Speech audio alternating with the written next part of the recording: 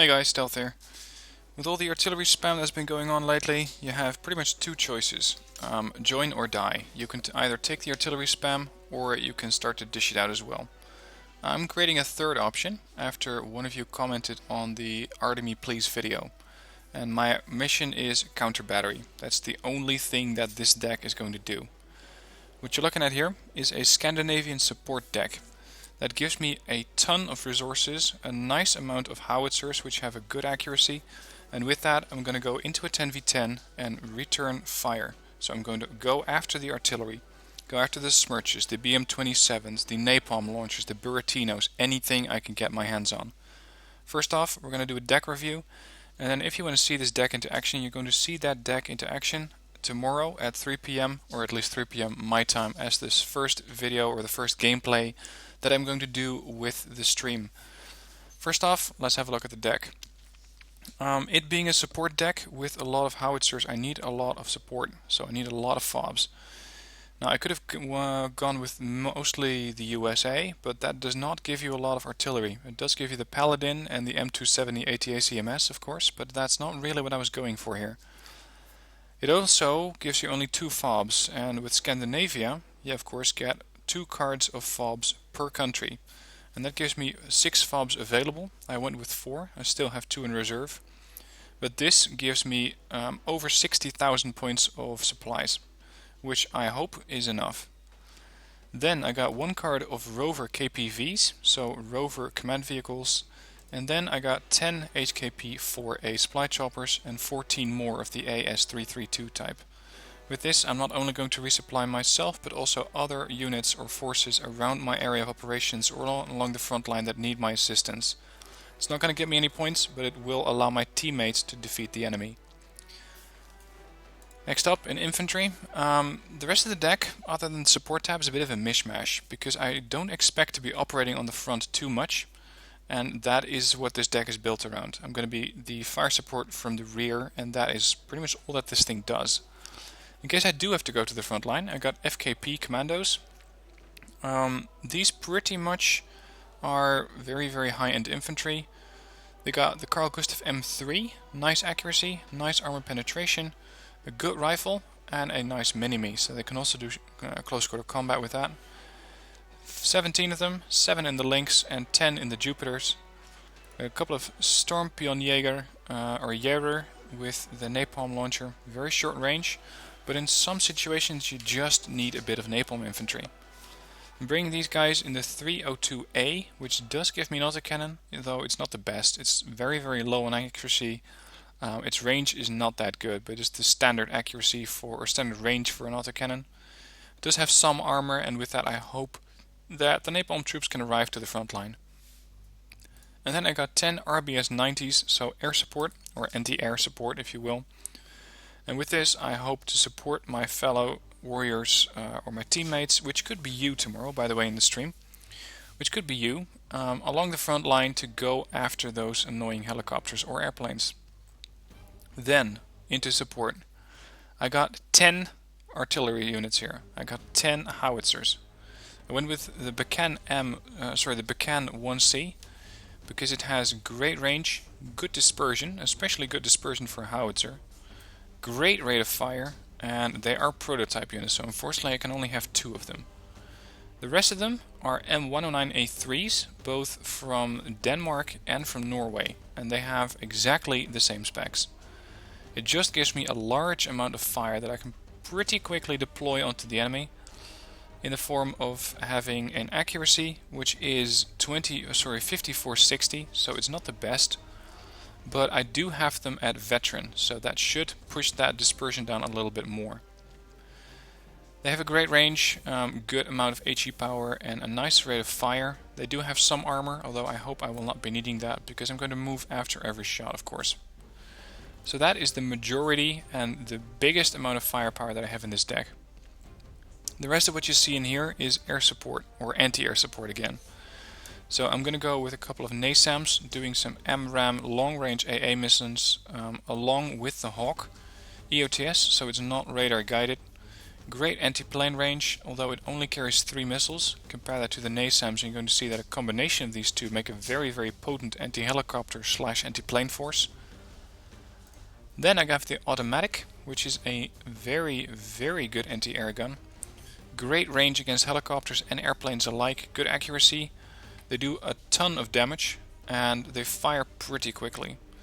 You do need to resupply these things from time to time because they only carry 72 rounds, but since they only need about 5 to 6 rounds per helicopter generally, they can take down a ton of helicopters before they do need that resupply. And then a couple of LnBqgukWSdbOuAAs, which are more AA guns with some armor. They are by no means as good as the automatic. They got a little bit more armor because they're based on the 90s frame. So the CV 9020, I believe. Range against helicopters is good, range against airplanes is decent, and if I can put one more of those units pretty much in front of a NASAMS or a Hawk, I can stun the enemy aircraft and then shoot it out of the sky with the NASAMS or the Hawk. It's not really a support deck that's geared towards providing my allies with anti-air, but as I said, this is a pure counter battery deck. Now I know I could have brought some more mortars or maybe the M270, but I don't think that this thing is really what I need.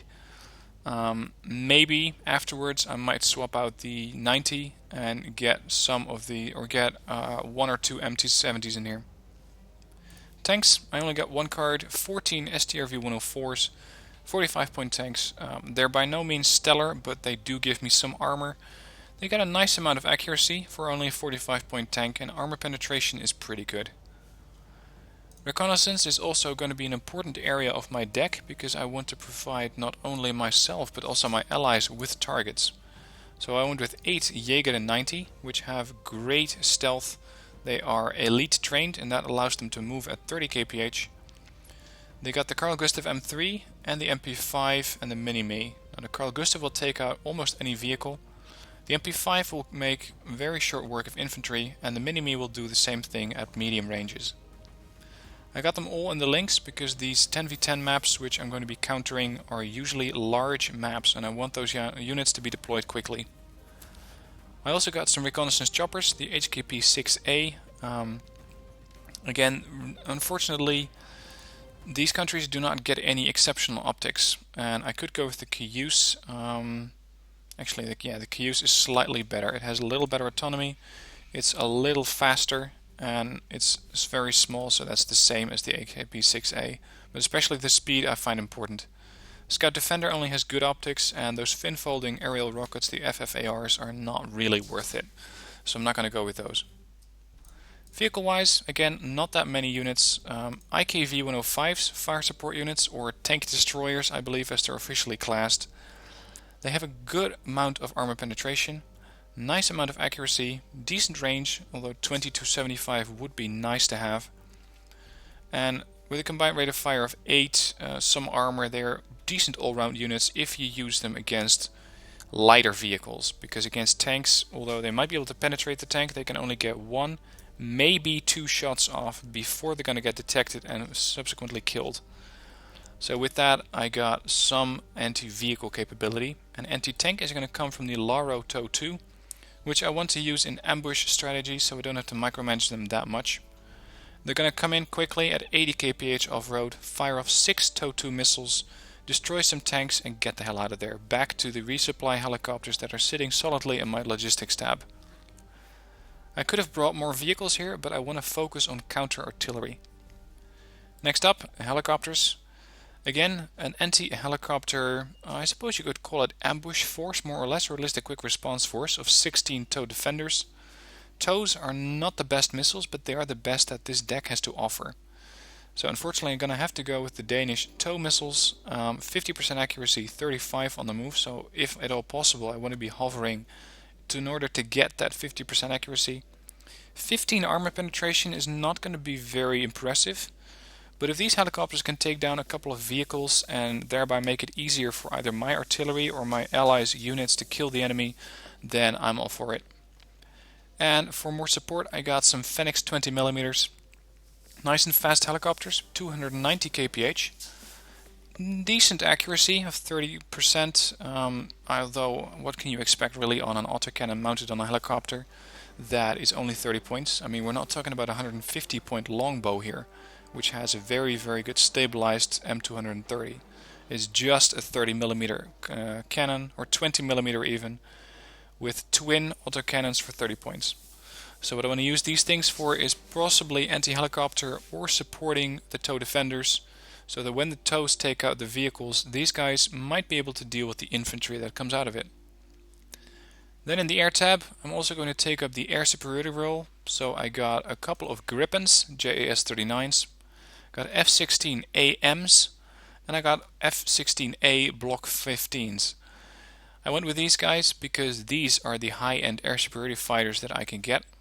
They pretty much have the exact same stats. The only difference is that the F-16 comes with the Vulcan and the Gripen went with the Mauser BK-27.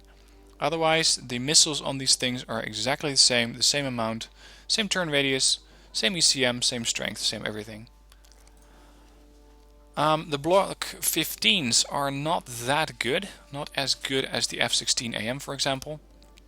Whereas the MRAM or Fire and Forgets, these things are semi-actives, but they get a slightly higher HE power, so they might be able to destroy a plane a little faster than the F-16AM. Turn radius the same, ECM is a little bit lighter, it's only 30% versus 40%, and with a couple of AIM-9Ms, these things are slightly better than the missiles that the F-16AM gets. So these things, combination with the F-16AM, will probably down any aircraft that they come up against. And then finally I got 4 F5A puffs. Actually I might not need that many, I'm going to go with 2 of these. A couple of seaplanes, nice to have in your deck, especially if you want to establish air superiority like this. With these puffs, I can engage any radar at a range of 4200. Now that is putting me into range of some of the extremely long anti-air ranges. So Buck M1s for example with a range of 4500s are dangerous. I want to try and stay away from those things as much as possible. And possibly if the puff picks it up but cannot fire at it, my artillery might be able to take it out anyway, if it's not busy with counter artillery anyway. I haven't filled in the naval tab yet, so we're going to do that now. I do not want to go with a navy because I feel that the red 4 navy is going to beat blue 4 most of the time. So instead I'm going to go with my by now well tested anti-aircraft artillery and airplanes. So we got the CF-18s, all of those, the Hornets, and with the F-111Gs because they have the same speed and they carry the same missile. Then I'm going to go with the MOBA because these guys give me more harpoons, 4 of those, and some Sea Busters which also give me harpoons, 3 of those. So this, if I end up on a map like Straight to the Point or another D-Day in Paradise and the enemy does use a navy, I can still support my team and I have plenty of supplies to resupply either my teammates or my own anti-ship units like the MOBA and the Sea Buster. So, I haven't tested this deck yet, as I mentioned, I only just created it. If you want to see this deck into action, tune in tomorrow at 3 PM Central European Time. More info on that is in the description down below. It's January 18th, and the first thing I'm going to do with this stream is go into a 10v10 and start counter-battering. You could call it troll tactics, you could call it annoying the hell out of the enemy, but for the last couple of days, that's what some of the Red Dragon community has been doing to me. Annoying me a lot with the BM-27s, the BM-30s, and whatever other artillery they could muster. So, I hope to see you tomorrow at 3 PM. More info on that in the description down below. Tune in, have some fun, join me for a game. I'll see you tomorrow.